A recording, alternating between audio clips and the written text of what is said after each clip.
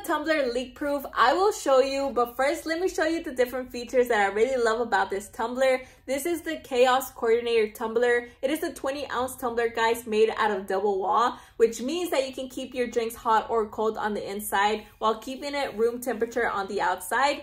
I really like how it says Chaos Coordinator, and then it gives like a little definition about it here. It says someone who solves problems you never knew existed in ways that will blow your mind. See also Ninja, Rockstar, Legend. So I really like that. And I really like how you can feel the words, guys. I think that is so cool. And Chaos is in different colors, so I think that makes the tumbler stand out a bit more. This is the lid. So for the seal, it has like a sliding lid here. So you can just slide it like this and then open it up like this. It is made from a zip lid as well. And then whenever you open it, it is made out of stainless steel.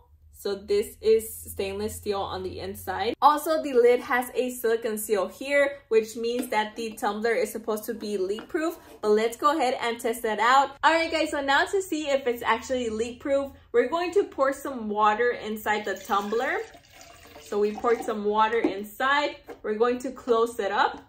And then we're going to make sure that the top is sealed. All right, guys.